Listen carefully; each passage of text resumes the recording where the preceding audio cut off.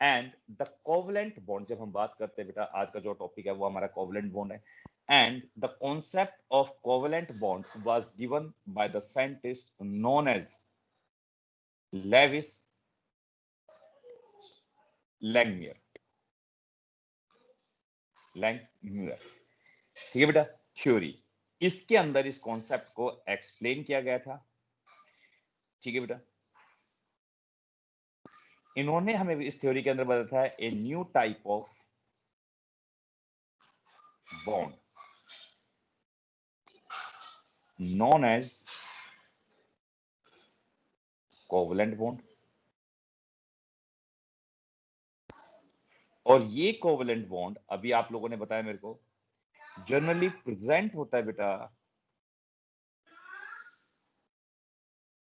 Generally present in the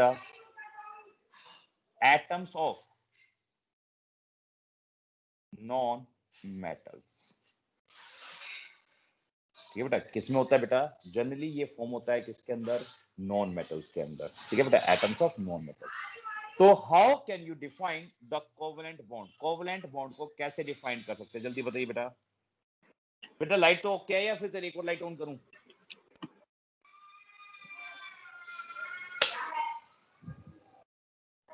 चलिए एक light और। हाँ बेटा बताइए, कोवलेंट बॉन्ड कैसे फॉर्म होते हैं बेटा, जल्दी बताइए। अभी आप लोगों ने बताया A covalent bond defined as the bond formed between two atoms by sharing of electrons mutual contribution.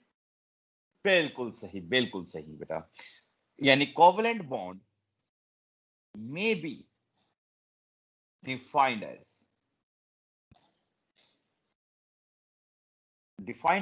the bond formed between two atoms, और ये एटम्स बेटा सेम भी हो सकते हैं और डिफरेंट भी, सेम और डिफरेंट, बाय म्यूचुअल कंट्रीब्यूशन और या एंड शेयरिंग ऑफ इलेक्ट्रॉन। ठीक है बेटा, ये शेयरिंग ऑफ इलेक्ट्रॉन्स होती है। अब मुझे बताओ कोवलेंट बॉन्ड कितने टाइप्स के होते हैं बेटा, types of covalent bond.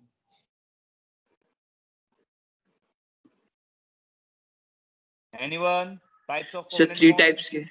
three types very के गुड बेटा, वेरी गुड। थ्री टाइप्स के होते हैं, कौन कौन से? पहला single covalent bond, double covalent, triple covalent. Triple covalent. हाँ जी, देखिए बेटा, एक आध बच्चों के नाम मुझे याद है। अभी एक हमारे साथ नया बच्चा ऐड हुआ है, आयुष्मान, और हम आयुष्मान से पूछते हैं, आयुष्मान आप ऑनलाइन हो बच्चे? यस और no? Yes sir.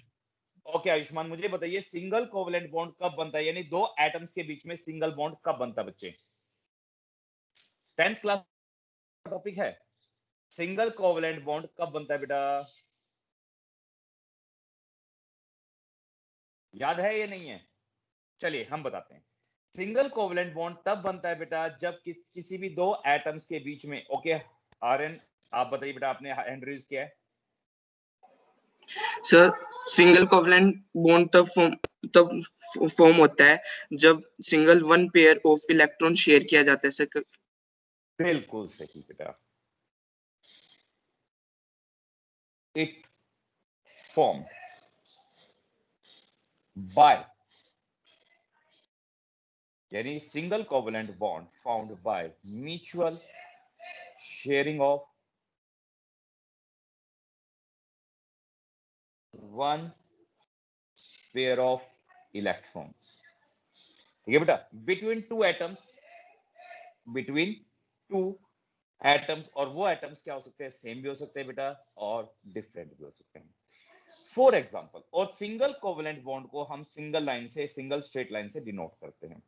For example, जब हम H2 की बात करते हैं बेटा, देखो ये जब हम बात कर रहे हैं H2 की, तो ये दोनों सेम है बेटा। इस हाइड्रोजन के आउटर मोस्ट शेल में एक इलेक्ट्रॉन होता है और दूसरे के में भी एक इलेक्ट्रॉन। इस टाइप से क्या होती है, दोनों के बीच में म्यूचुअल शेयरिंग होती है बेटा।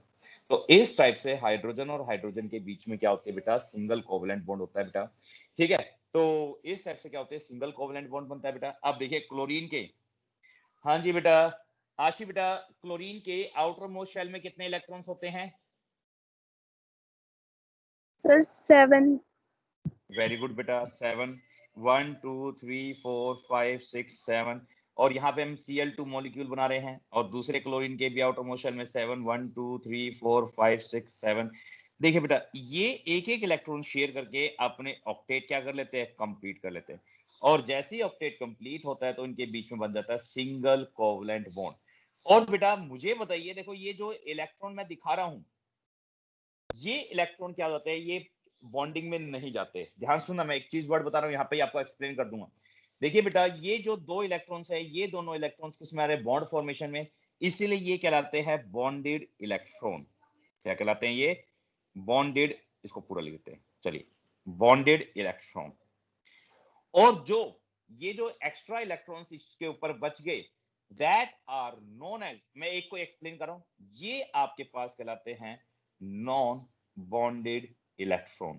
क्या कहलाते हैं बेटा, non bonded electron. And these non bonded electrons are called, इनको हम एक्स्ट्रा इलेक्ट्रॉन के नाम से भी जानते हैं, और also there are known as, इनको हम स्पेसिफिक वर्ड कहते हैं बेटा, that are known as lone pair. Lone बेटा मतलब एक्स्ट्रा पेयर ऑफ इलेक्ट्रॉन्स। तो मुझे बताइए इस सिंगल क्लोरीन के ऊपर कितने pair, loan pair of electrons है बेटा? हाँ जी बेटा, 3। इस क्लोरीन के ऊपर बिल्कुल सही, 3। देखो, एक पेयर, दो Six, पेयर और 3. 3 पेयर, 3 पेयर ऑफ इलेक्ट्रॉन्स बेटा। 3 पेयर, पेयर का मतलब होता है 2 इलेक्ट्रॉन्स का एक पेयर। ठीक है बेटा, इस टाइप से ये क्या बनाते हैं, 3 लोन पेयर ऑफ इलेक्ट्रॉन्स होते हैं। ठीक है बेटा, तो आज के बाद जो एक्स्ट्रा इलेक्ट्रॉन्स होते हैं इनको याद रखना बेटा, that are known as lone pair of electrons. चलिए हम सेकंड की बात करते हैं बेटा। सेकंड हमारे पास होता है डबल कोवेलेंट बॉन्ड, और डबल कोवेलेंट बॉन्ड को हम डबल इस टाइप से बेटा, इस टाइप से रिप्रेजेंट करते हैं, स्मॉल डबल लाइन से डिनोट करते हैं बेटा। अब ये कैसे फॉर्म्ड होते हैं बेटा, जब कितने की शेयरिंग होती है बेटा, जल्दी बताओ। Sir 2 pair of electron share होते हैं। Two pairs of electrons. बिल्कुल सही, बिल्कुल सही। Bond form between 2 atoms due to the sharing of 2 pair of electrons। Example, एक एग्जाम्पल बताओ भाई जिसमें 2 पेयर का इलेक्ट्रॉन्स का शेयरिंग होता हो। Example,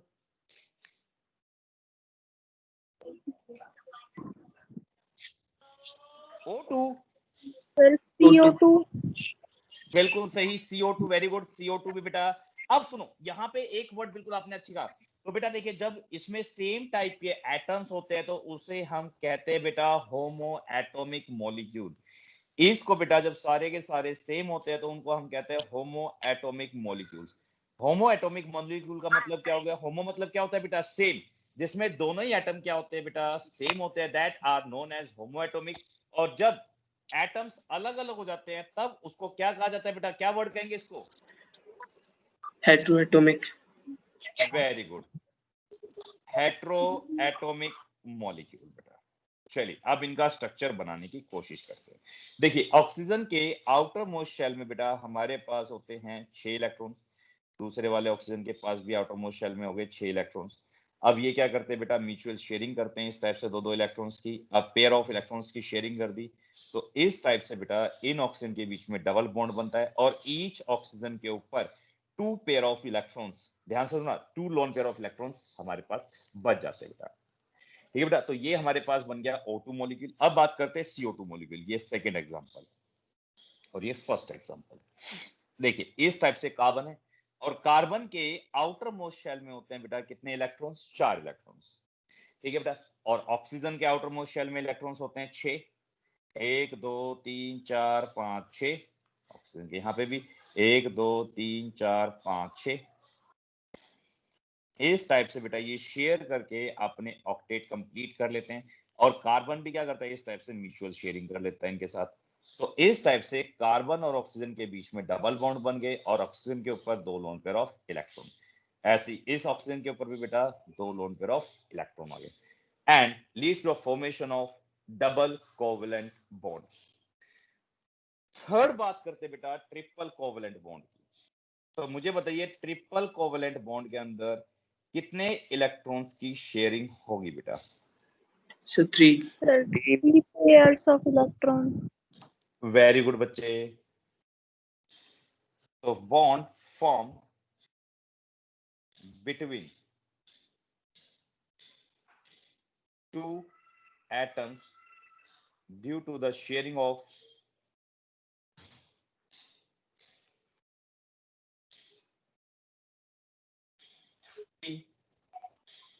pair of electrons. Example बेटा N2 नाइट्रोजन N2. बिल्कुल बेटा नाइट्रोजन नहीं डाई नाइट्रोजन बोलोगे क्योंकि डाई नाइट्रोजन का मतलब होता है N2।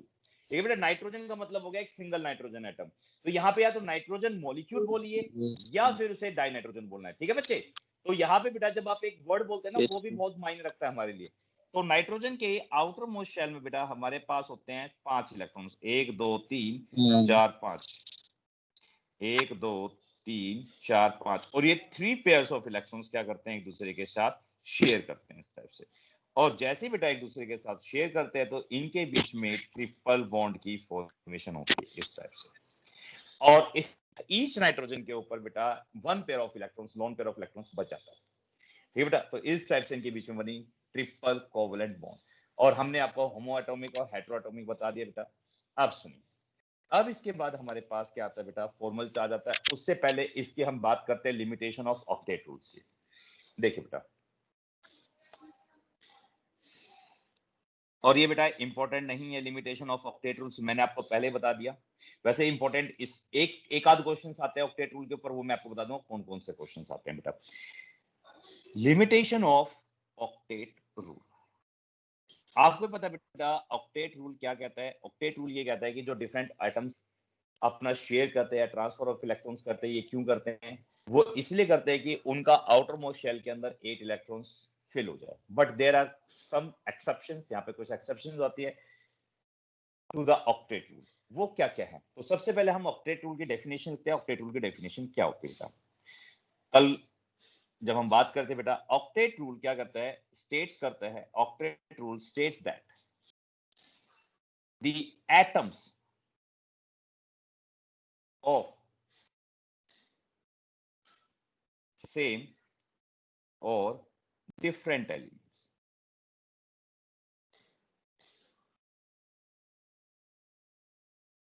take part in a chemical combination। जब भी वो केमिकल कंपाउंड बनाता है कोई भी, वो क्यों बनाता है? टू कंप्लीट देयर ऑक्टेट, अपना ऑक्टेट कंप्लीट करने के लिए। और बेटा ऑक्टेट कैसे कंप्लीट कर सकता है? Either by sharing of electrons, either by sharing of electrons और ट्रांसफरेंस या ट्रांसफर ऑफ इलेक्ट्रॉन्स। ऐसे ही कर सकता है बेटा, यानी अपना ऑक्टेट कंप्लीट करने के लिए। But there are certain exceptions, यहां पे कुछ एक्सेप्शंस हो जाती है बेटा टू ऑक्टेट रूल। यहां पे ऑक्टेट रूल के अंदर कुछ एक्सेप्शंस आ जाती है। वो क्या क्या एक्सेप्शंस है देखिए बेटा। पहली,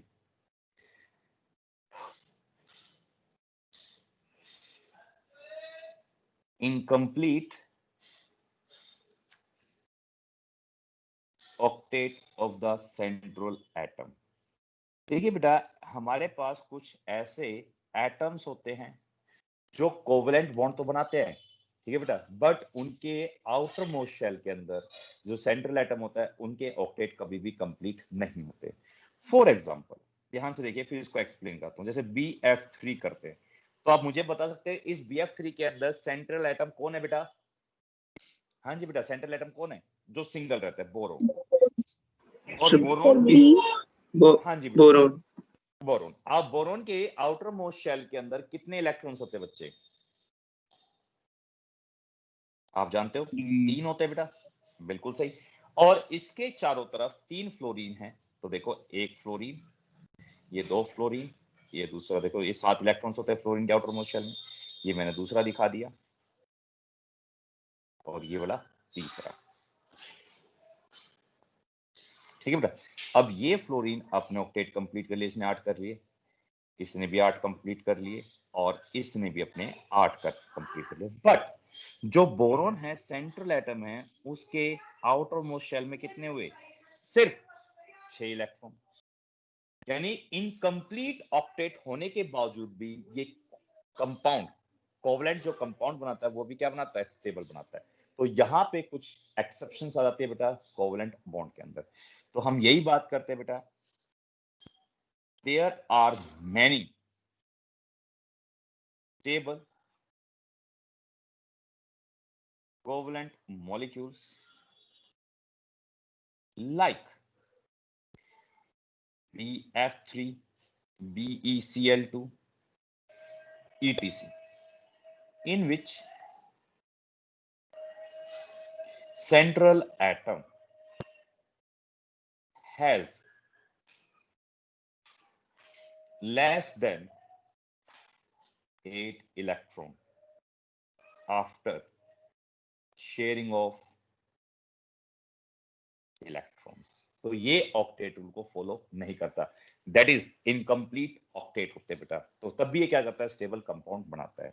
दूसरा देखिए बेटा, याद रखना बेटा, जिस भी मॉलिक्यूल के अंदर सेंट्रल एटम के पास आफ्टर शेयरिंग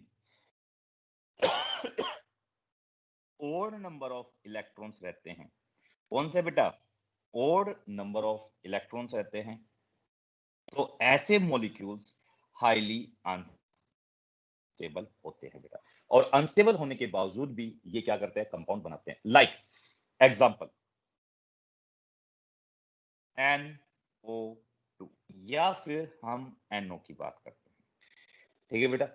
तो ये खुद को स्टेबलाइज करने के लिए, देखो ध्यान सुना बेटा, ओड नंबर ऑफ मॉलिक्यूल्स के जो इलेक्ट्रॉन्स होते हैं या ओड इलेक्ट्रॉन मॉलिक्यूल्स होते हैं वो हाईली अनस्टेबल होते हैं। तो खुद को स्टेबलाइज करने के लिए वो हमेशा इवन के अंदर इलेक्ट्रॉन्स करने की कोशिश करते हैं।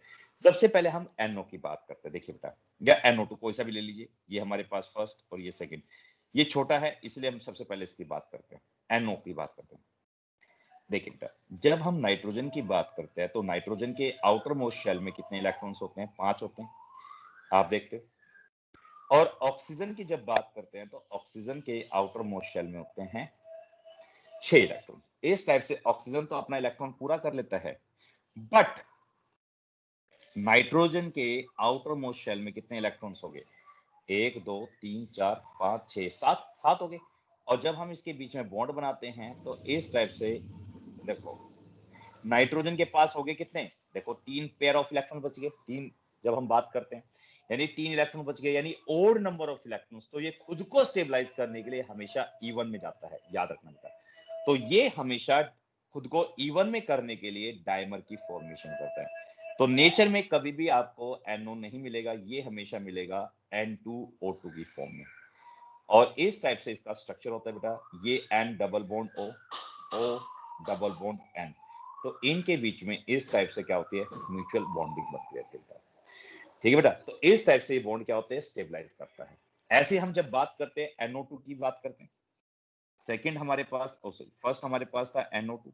आप देखिए, नाइट्रोजन आउटर मोस्ट शेल के अंदर इसके पास 5 होते हैं, और जब हम ऑक्सीजन की बात करते हैं तो ऑक्सीजन के अंदर 6 हो गए। ये देखिए, इस ऑक्सीजन ने अपने कंप्लीट कर लिए। अब इस ऑक्सीजन की, दूसरे ऑक्सीजन की बात करते हैं, 1 2 3 4 5 6। अब देखिए, जब ये नाइट्रोजन इसके साथ इलेक्ट्रॉन को शेयर करने की कोशिश करेगा, तो ध्यान से देखिए, यहां से मैं इसको शेयर कराता हूं, 1 2 3 4 5 6 7 8 9 इलेक्ट्रॉन तो कर नहीं सकता क्योंकि छोटा साइज है। तो इस टाइम पे बेटा ये देखिए, इस टाइम से सिर्फ ये मैक्सिमम 7 इलेक्ट्रॉन एक्सेप्ट कर पाता है और इसके साथ बॉन्ड बना लेता है इस ऑक्सीजन के साथ।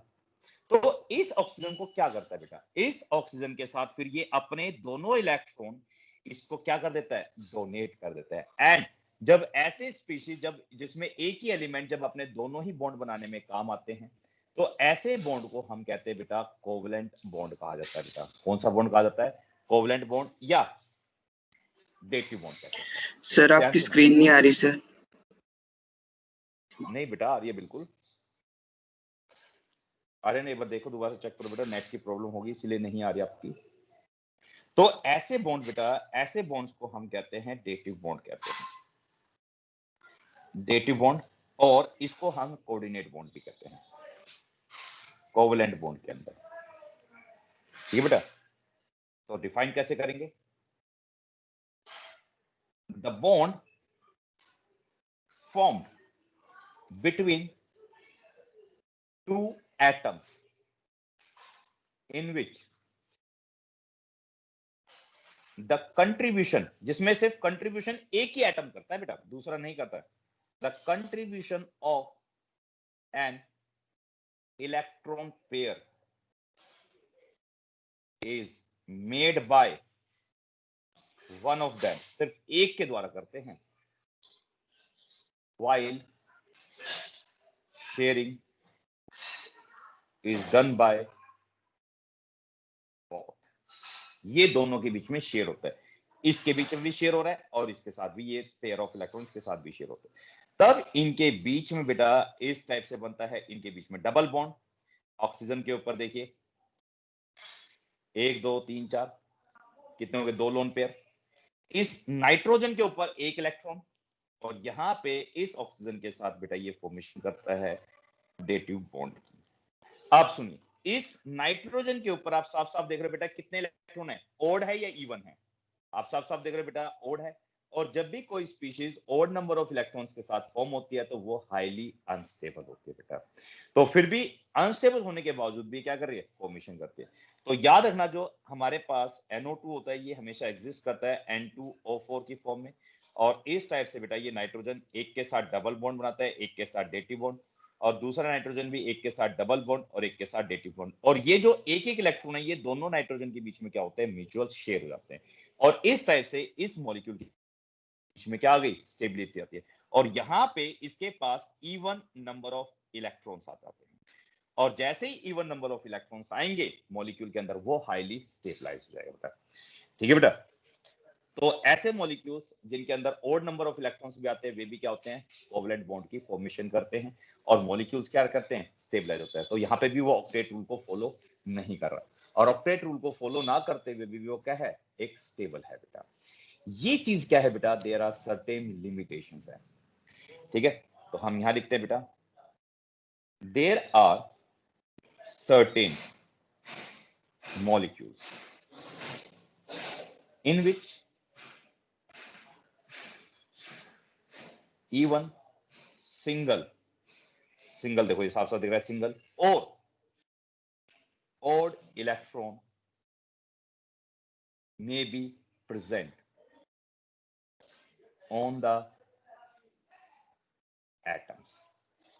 और इवन होने के बावजूद भी क्या करते हैं बेटा, वो स्टेबल, मतलब कंपाउंड तो फॉर्मेशन करते हैं, चाहे वो स्टेबल हो चाहे अनस्टेबल, इस टाइप से। तीसरी चीज, ये तो 2 हो गए हमारे पास, ये 2 रूल्स हो गए। तीसरा जो रूल है बेटा वो है ऐसे एटम जिनके जो 3D सीरीज से बिलोंग करते हैं। 3D सीरीज का मतलब है जिसमें थर्ड शेल आते हैं, वे भी ऑक्टेट रूल को फॉलो नहीं करते, वे अपने ऑक्टेट को क्या कर लेते हैं, एक्सपैंड कर लेते हैं बेटा। तो देखिए थर्ड हमारे पास है expanded octet of the central atom. ठीक है बेटा,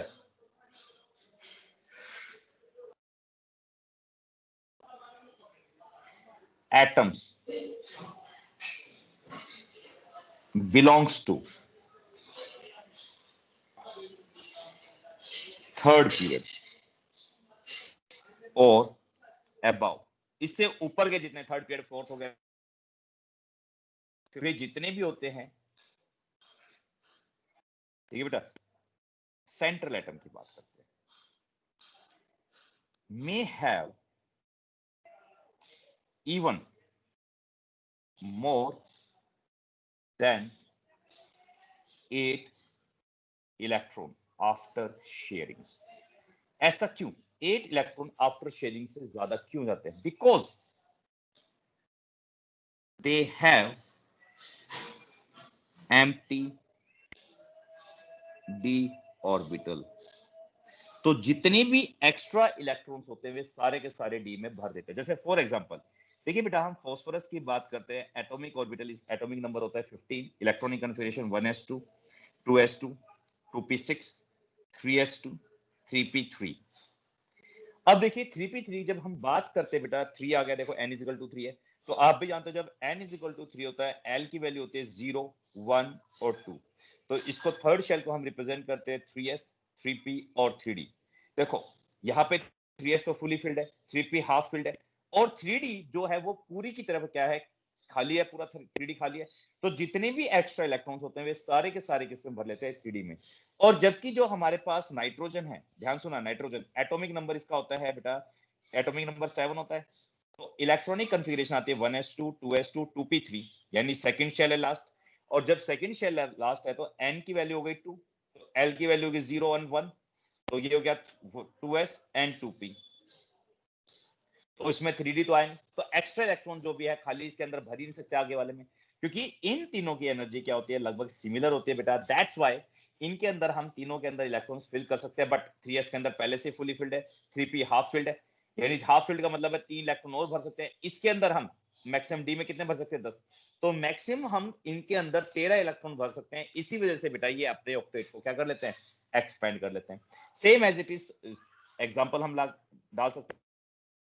एग्जांपल हो गया PCl5 SF6 इस टाइप से बेटा, या फिर आपका IF7 हो गया, यहाँ पे H2SO4 हो गया, यहाँ पे ये सल्फर हो गया, यहाँ पे H3PO4 हो गया, यहाँ पे फास्फोरस हो गया। तो इस टाइप से क्या करते हैं? अपने ऑक्टेट को कंप्लीट कर लेते हैं बेटा। तो सबसे पहले हम PCl5 की बात करते हैं। देखिए फास्फोरस आउटर मोस्ट शेल में 5 इलेक्ट्रॉन, साफ साफ देखिए 5 इलेक्ट्रॉन दिख रहे हैं बेटा, 1 2 3 4 5। और यहाँ पे हमारे पास क्लोरीन भी कितने हैं? 5 है। और क्लोरीन के आउटर मोस्ट शेल में देखिए बेटा 5 इलेक्ट्रॉन 7 इलेक्ट्रॉन्स होते हैं। इसने शेयरिंग कर ली, यहाँ पे भी क्लोरीन की करा देते हैं, 1 2 3 4 5 6 7, ये भी शेयर कर गया 7 के साथ।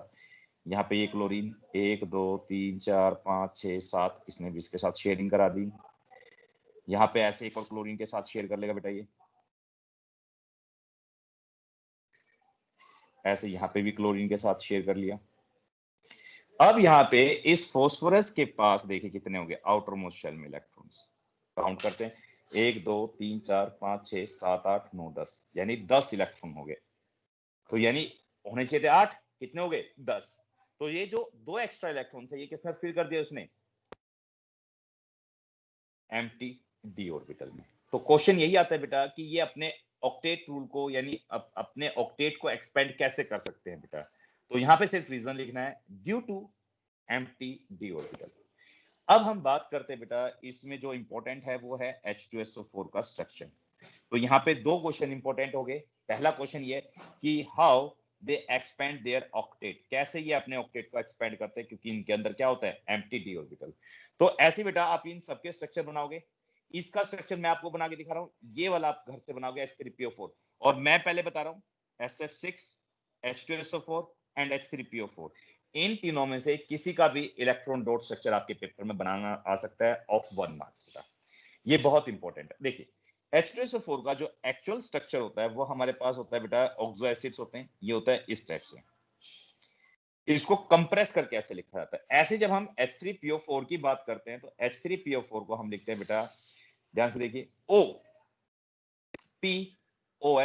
होल थ्राइस, इस टाइप से। तो आप इसका स्ट्रक्चर आप घर से बना के लाओगे, मैं आपको बता देता हूं, ये आपको बना के लाना है। चाहे इसको नोट कर लीजिए अभी, चाहे स्क्रीनशॉट ले लीजिए इसका, या फिर लिख लीजिए। मैं आपको 1 सेकंड देता हूं लिखने के लिए। H3PO4 का आपको बना के लाना बेटा, ठीक है? तो ये आपको बना के लाना है, तो जल्दी जल्दी लिख लीजिए, ठीक है? मेरे ख्याल से लिख लिया होगा। अब मैं ये H2SO4 को आपको बना कर दिखा रहा हूं। देखिए जब हम बात करते हैं सल्फर की, सल्फर में आप जानते हो बेटा, सल्फर के आउटर मोस्ट शेल में होते हैं 6 इलेक्ट्रॉन, 1 2 3 4, ठीक है बेटा, 5 और ये 6 सिंगल सिंगल दिखा दिया। अब देखो यहाँ पे सबसे पहले O2 है, ऑक्सीजन की बात करते हैं। ऑक्सीजन के आउटर मोस्ट शेल में कितने होते हैं आप भी जानते हो बेटा, 6। तो इस एक जैसे जैसे एक एक बनाते जाएंगे हम इनको शेयर कराते जाएंगे। एक ऑक्सीजन हो गया, दूसरा ऑक्सीजन यहाँ पे बनाते हैं, और ये भी ऑक्सीजन के पास 6 होते हैं, 1 2 3 4 5 6। ये लीजिए, ये भी हमने 6 बना दिए, इसने भी शेयर कर लिया। ठीक है बेटा। अब यहाँ पे OH है, यानी एक ऑक्सीजन और एक H। आप भी जानते हो हाइड्रोजन के आउटर मोस्ट शेल में एक इलेक्ट्रॉन होता है। ठीक है बेटा। और इस टाइप से कार्बन इसके पास भी 6 हो गए, तो 1 2 3 4, ये 5 और ये 6। इस हाइड्रोजन ने इसके साथ एक इलेक्ट्रॉन शेयर कर लिया, और इस ऑक्सीजन ने एक सल्फर के साथ और एक हाइड्रोजन के साथ शेयर कर लिया अपना ऑक्टेट। ऐसे बेटा ये भी OH ऐसे बनाएगा, ये ऑक्सीजन 1 2 3 4 5, देखो 1 2 3 4 5 6, और ये हाइड्रोजन हाइड्रोजन के एक। तो सबसे पहले हाइड्रोजन के साथ शेयर करा दिया, फिर इस ऑक्सीजन के साथ शेयर करा दिया इसको। अब बच गया हमारे पास sulphur.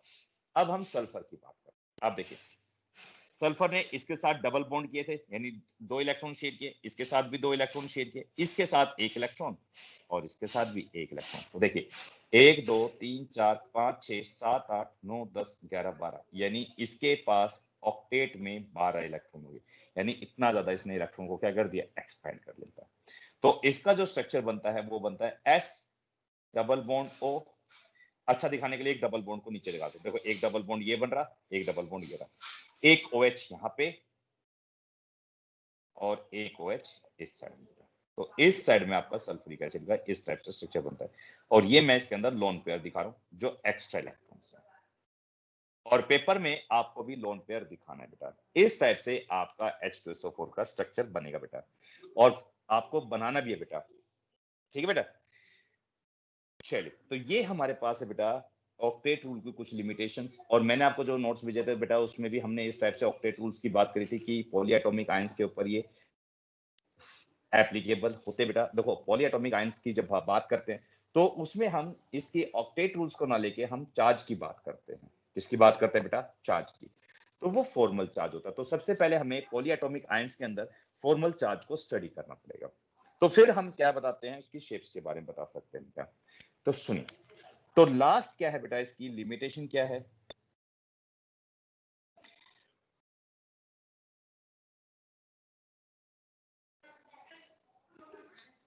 octet rule gives no idea about the shape of the molecule। इसने शेप्स के बारे में नहीं बताया, ये भी इसकी क्या थी, लिमिटेशन थी।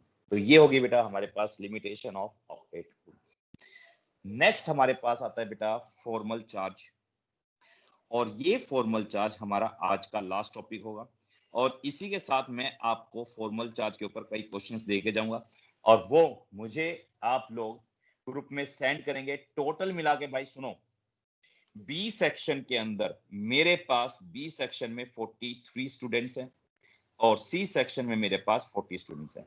टोटल मिला के 83 स्टूडेंट्स। इन सब का मुझे इसी ग्रुप लिंक के अंदर सबके मैसेज आ जाने चाहिए with their name and roll number. किसी बच्चे का मुझे नहीं मिला ये होमवर्क आज का जो मैंने दिया है। एक तो ये H3PO4 का ये स्ट्रक्चर, H2SO4 का ये स्ट्रक्चर, और फॉर्मल चार्ज निकालने के कई क्वेश्चंस मैं आपको दूंगा, कैसे फॉर्मल चार्ज निकलता है और फॉर्मल चार्ज होता है क्या बेटा। तो ये सारे के सारे आपको करने हैं, मैं पहले बता रहा हूं ये इंपॉर्टेंट है और पेपर में भी पूछूंगा बेटा।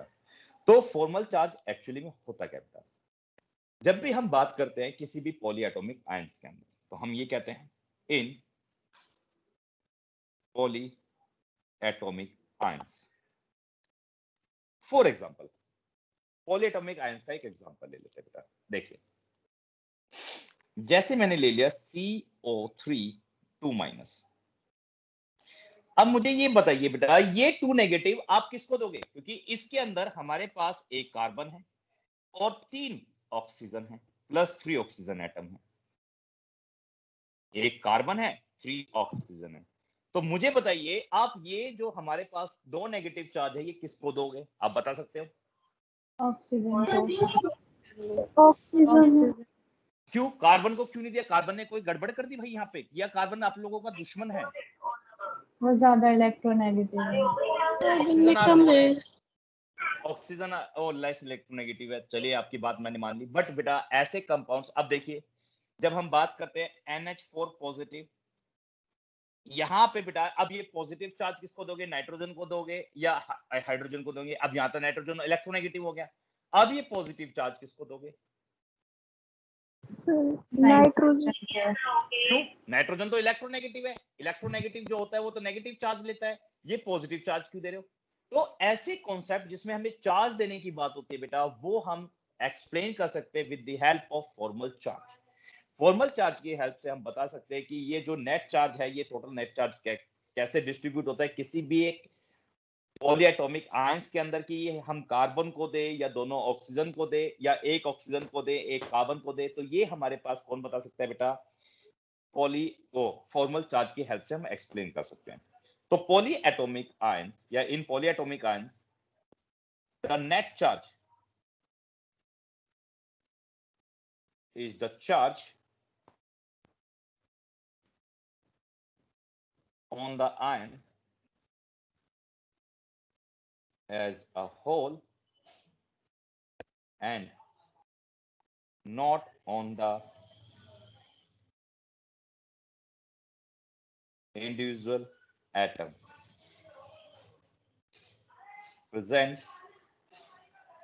in the ions. Full stop.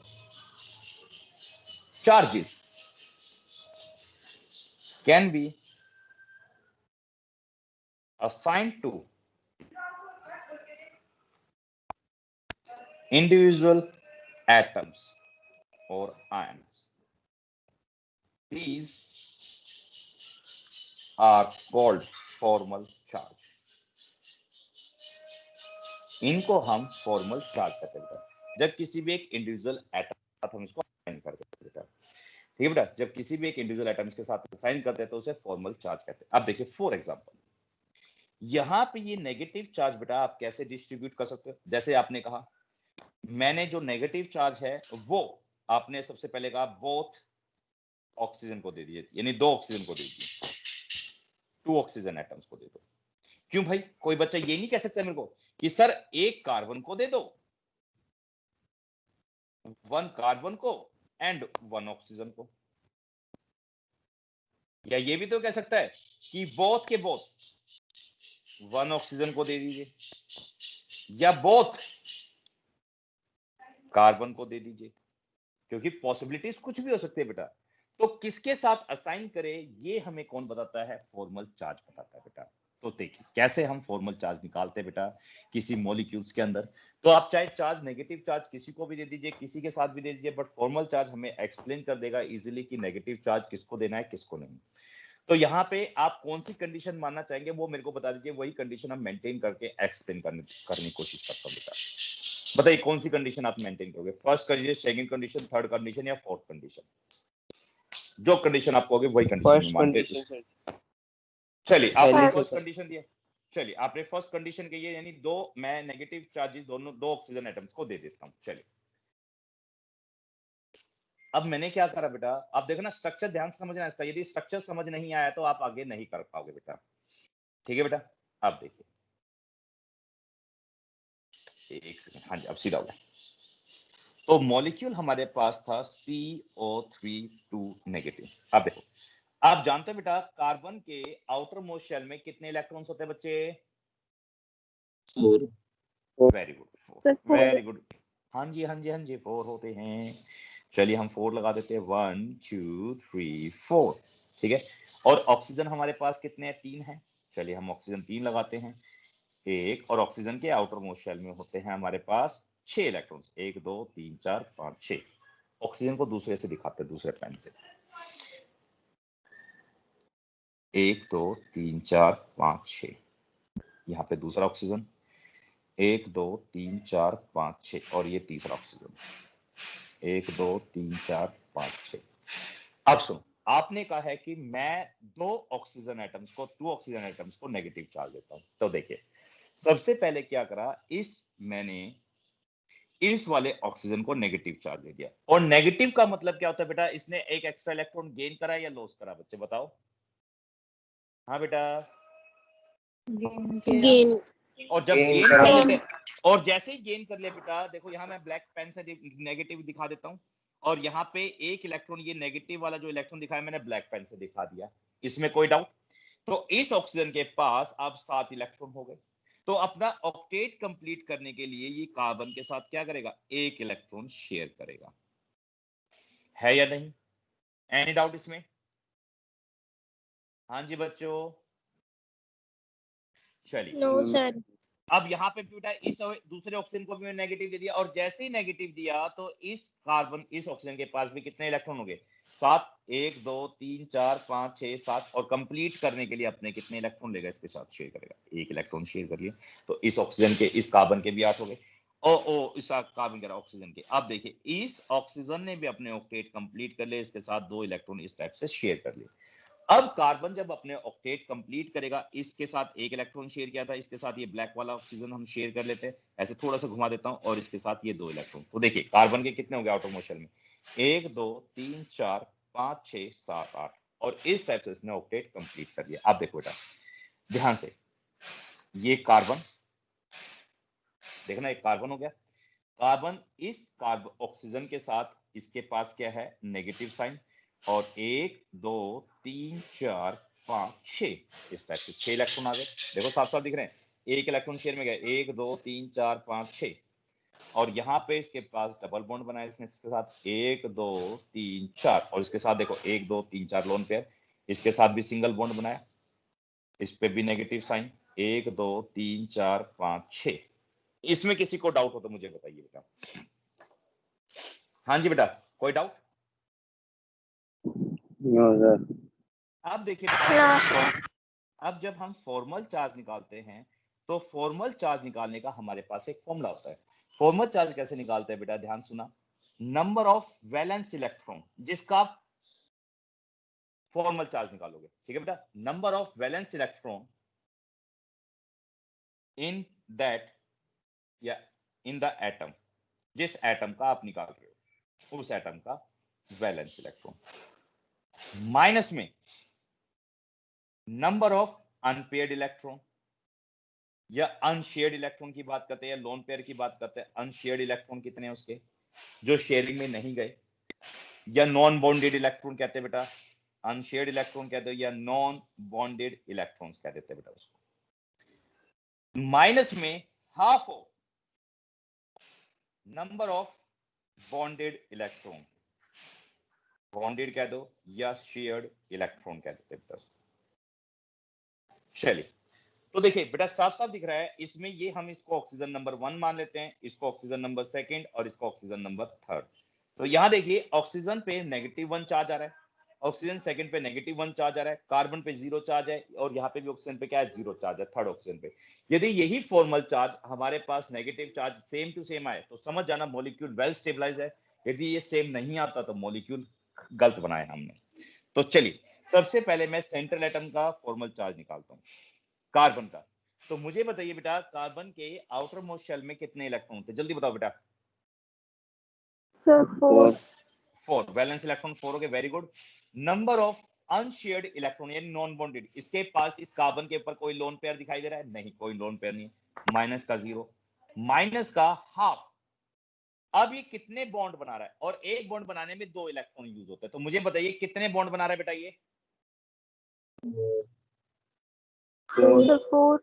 4, और 4 बॉन्ड बनाने में कितने इलेक्ट्रॉन यूज होंगे, 8, इसलिए डबल 8। तो सोल्व करके आया 0। तो देखिए यहाँ पे कार्बन के ऊपर 0 चार्ज है, बिल्कुल ये तो सही हो गया, बिल्कुल ठीक हो गया हमारे पास।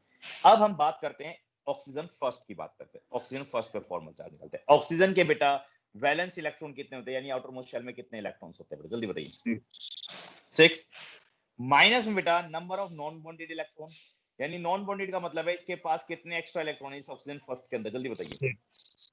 6, साफ साफ दिख रहा है बेटा, 1 2 3 4 5 6 एक्स्ट्रा इलेक्ट्रॉन्स हो गए, माइनस में हाफ बॉन्डेड इलेक्ट्रॉन, ये कार्बन के साथ कितने बॉन्ड बना रहा है, इस कार्बन ऑक्सीजन के बीच में कितने बॉन्ड है बेटा, सर वन वन और वन इलेक्ट्रॉन बनाने में कितने One electron, one bond, bond बनाने, two electrons. वन बॉन्ड बनाने में कितने टू इलेक्ट्रॉन्स होते इलेक्ट्रॉन हैं? बिल्कुल सही, 2 इलेक्ट्रॉन्स। अब इसको सोल्व करके देखो, -6 से -6 गया, तो ये सोल्व करके -1 आ गया चार्ज। और देखो इस पे -1 आया, तो देखो यहाँ पे भी इसके ऊपर -1 चार्ज था, तो बिल्कुल सही हो गया। ऐसे ही बेटा ऑक्सीजन सेकंड की बात करते हैं। ऑक्सीजन सेकंड पे भी नेगेटिव चार्ज आएगा, तो मुझे बताइए। तो बेटा ये ऑक्सीजन सेकंड और ऑक्सीजन थर्ड, ये मुझे आप लोग जल्दी निकाल के दिखाइए कैसे आएगा। नहीं आएगा तो फिर दोबारा समझाता हूँ। निकालो बेटा जल्दी।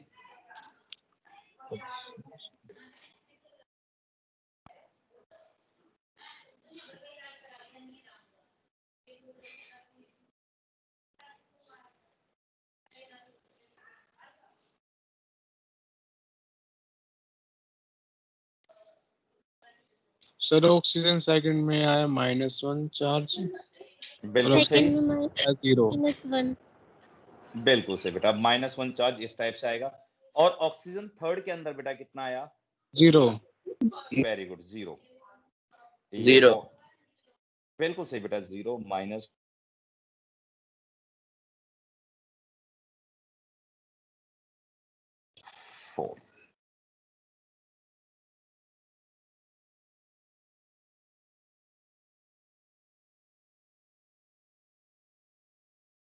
और वो भी मैच कर गया हमारे पास। तो इस टाइप से मॉलिक्यूल क्या हो गया बेटा? वेल स्टेबलाइज हो गया हमारे पास मॉलिक्यूल। तो इस टाइप से मॉलिक्यूल्स के हम बता सकते हैं कि इस टाइप से मॉलिक्यूल में क्या करता है, एग्जिस्ट कर सकता है बेटा। तो इस टाइप से बेटा आपको फॉर्मल चार्ज निकालने हैं, और फॉर्मल चार्ज आप एक और का निकालोगे। ध्यान सुना, किसका निकालना है आपको? O3 का निकालना है। O3 का जो स्ट्रक्चर होता है बेटा, ध्यान से सुना, इसमें ये ओजोन जो होता है बेटा, देखो इस टाइप से क्या करता है, इसके आउटर मोस्ट शेल में कितने इलेक्ट्रॉन्स होते हैं? 1 2 3 4 5 6। और दूसरे 3 ऑक्सीजन है, 1 2 3 4 5 6, और 1 2 3 4, और ये 5 और ये 6। ये ऑक्सीजन इसके साथ तो डबल बॉन्ड बना लेता है, और जैसे डबल बॉन्ड बनाएगा अपने ऑक्टेट कंप्लीट हो गए। और जैसे इसके ऑक्टेट कंप्लीट हो जाते हैं, ध्यान सुना, इसके ऑक्टेट कंप्लीट हो गए, अब ये क्या करता है, इस ऑक्सीजन को अपने इलेक्ट्रॉन डोनेट कर देता है, तो इसके साथ डेटिव बॉन्ड बनाता है। तो जैसे ही बेटा डेटिव बॉन्ड बनाएगा, इसके साथ तो डबल बॉन्ड हो गए, 1 2 3 4। और इसको जैसे ही इलेक्ट्रॉन डोनेट करेगा बेटा, देखो डेटिव बॉन्ड बनाने में इसको इलेक्ट्रॉन डोनेट कर रहा है, और जब डोनेट कर रहा है बेटा, तो इस ये एक्सेप्ट कर रहा है इलेक्ट्रॉन, तो इस पे कितना चार्ज आएगा? -1 आएगा, +1 आएगा? जल्दी बताइए, एक्सेप्ट करने पे। बिल्कुल सही, इस पे -1 चार्ज आएगा, और इस पे, और इस वाले पे +1। तो आप लोग इसका फॉर्मल चार्ज चेक करोगे कि या जो मैंने अभी स्ट्रक्चर बनाया है इसके ऊपर ये ठीक है या गलत है। सर तो आपको सबसे -2 नहीं पहले आएगा? सर ये तो बेटा, 2 सर इलेक्ट्रॉन 2 इलेक्ट्रॉन शेयर बेटा कर रहा है। पेयर, अरे शेयर, ये शेयर की बात कर रहे हैं, शेयर की बात करते हैं, तो पेयर ऑफ इलेक्ट्रॉन्स की बात करते हैं शेयरिंग में। तो ये एक अपने पास आता है, एक इसके पास आता है, तो बिलोंगिंग एंटायरली इसलिए करता है बेटा, पेयर का मतलब है पूरे पेयर ऑफ इलेक्ट्रॉन्स के साथ बॉन्ड कर रहा है। बट बॉन्डेड में तो एक पेयर ऑफ इलेक्ट्रॉन जा रहा है बेटा, इसलिए इसके ऊपर -1 चार्ज करते हैं, 2 नहीं करते, पेयर की बात करते हैं। अब तो ओके क्या सर। नाम है, नहीं वही बात हो गई। देखो मैं एग्जांपल बताता हूँ, मैं आपसे पूछ रहा हूँ कि भाई आप लोगों ने अभी अभी किसी कपल को जाते हुए देखा है? नहीं सर, मैंने 2 बंदों को देखा, एक लड़का एक लड़की। अरे कपल की बात करें भाई, वो एक ही कपल होता है। यहाँ पे जब बॉन्ड बनता है, दोनों के बीच में एक बॉन्ड बनता है, तो बॉन्ड की बात करें, उसके रिस्पेक्ट में बात करते हैं, तो -1 चार्ज। तो यहाँ पे अलग अलग नहीं कर रहे, यहाँ पे ये पूरा शेड करता है, शेड में एक इलेक्ट्रॉन इससे बिलोंग करेगा, फिर एक इससे, तो बट देता दोनों एक ही एलिमेंट है, बट एक एक इलेक्ट्रॉन ईच के बीच में क्या होता है, शेड होता है। ठीक है बेटा, इसलिए इसके ऊपर -1 और इसके ऊपर +1। तो आप मुझे बताओगे कि ये वाला जो स्ट्रक्चर जो हमने बनाया है, कि ये स्ट्रक्चर ठीक है या नहीं है? ठीक है बेटा, same acid as it is आप NH4 पॉजिटिव का बनाएंगे सेकंड स्ट्रक्चर, और इसमें देखेंगे क्या ये पॉजिटिव चार्ज नाइट्रोजन के ऊपर आता है या नहीं आता। ठीक है बेटा, इस टाइप से ये स्ट्रक्चर्स आप लोग बना के दिखाओगे मेरे को, और फिर हम आगे मूव करेंगे बेटा। इसमें कोई डाउट भाई किसी को? हाँ जी बेटा, फॉर्मल No, चार्ज में sir. बस। ओके बेटा, तो आपका 10 मिनट का ब्रेक है, 10 मिनट ब्रेक लीजिए बेटा। फिर उसके बाद हम कल क्या करेंगे, उसके बाद आपका फिजिक्स की क्लास है। इसके बाद कल से फिर इसको थोड़ी सी जगह छोड़ देता हूँ, कल आप मेरे को अभी व्हाट्सएप करेंगे। कल से हम शुरू करेंगे रेजोनेंस के बारे में। और भाई सुनो, मैं कह देता हूँ रेजोनेंस ये बहुत इंपॉर्टेंट टॉपिक है, मैंने आपको उसमें भी सब फर्स्ट क्लास में बताया था, रेजोनेंस सबसे इंपॉर्टेंट टॉपिक, ये फर्स्ट टॉपिक सबसे इंपॉर्टेंट है। और सुनो, आज का फर्स्ट ये जो आज का जो इंपॉर्टेंट टॉपिक है, कल का कोई इंपॉर्टेंट नहीं था। आज का इंपॉर्टेंट टॉपिक है H2SO4 का स्ट्रक्चर बनाना और H3PO4 का स्ट्रक्चर। और दूसरा क्वेश्चन आता है, कोई भी एक एटम या कोई भी एक मॉलिक्यूल के अंदर कोई भी एक जो सेंट्रल एटम होता है वो अपना ऑक्टेट क्यों एक्सपेंड करता है, उसका रीजन साफ साफ ये लिखा है, due to empty d orbital. ठीक है बेटा, तो ये क्वेश्चन हम ये पूछ सकते हैं कि जो फास्फोरस होता है, देखो फास्फोरस तो PCl5 बनाता है बट नाइट्रोजन PCl5 नहीं बनाता, नाइट्रोजन NCl5 नहीं बनाता। क्यों नहीं बनाता? क्योंकि PCl5 में क्या होते हैं, एम्प्टी डी ऑर्बिटल होते हैं, वो अपना ऑक्टेट रूल एक्सपेंड कर सकता है। तो बेटा ये गिव रीजन क्वेश्चंस में इस टाइप से आपके पास आ सकता है। तो यहां लिख दूं गिव रीजन क्वेश्चन आपके लिए, क्योंकि मैं ये आपको वो व्हाट्सएप कर दूंगा। ठीक है बेटा, तो यहां लिख देता हूं, phosphorus forms PCl5 but not nitrogen NCl5, give reason। ठीक है बेटा, गिव रीजन। आपको ये क्वेश्चन इस टाइप से पेपर में आ जाएगा। और रीजन क्या है? क्योंकि फास्फोरस के पास एम्प्टी डी ऑर्बिटल होता है, इसलिए वो एम्प्टी अपने ऑर्बिटल होता है उसके पास। बिल्कुल सही बेटा, पेपर में भी याद रखना इस टाइप से। ठीक है भाई, गिव रीजन क्वेश्चन इस टाइप से आएंगे। तो ये आपके पास आज का टॉपिक है। अब कोई डाउट हो तो मुझे बताइए बेटा। तो मैं आपको अभी PDF सेंड कर दूंगा इसकी, और आपके पास नोट्स भी है, एक्स्ट्रा पढ़ने के लिए भी है। और आप बेटा देखो, मैंने ही कहा था कि आप लोग किताब लेनी है तो ठीक है, ले सकते हैं बेटा, एक्स्ट्रा किताब कोई सी भी। साथ साथ में मैं आपको नोट्स भी सेंड कर देता हूँ, जो मैं और किसी औरों को भी देता हूँ। तो सेम नोट्स आपको भी सेंड कर देता हूँ, प्लस ये अपने लिखे हुए जो NCERT बेस्ड है वो भी आपको दे देते हैं। तो इससे क्या होता है कि आप एक्स्ट्रा भी पढ़ लेते हो, साथ साथ आपको किताब खरीदने की जरूरत भी नहीं पड़ेगी।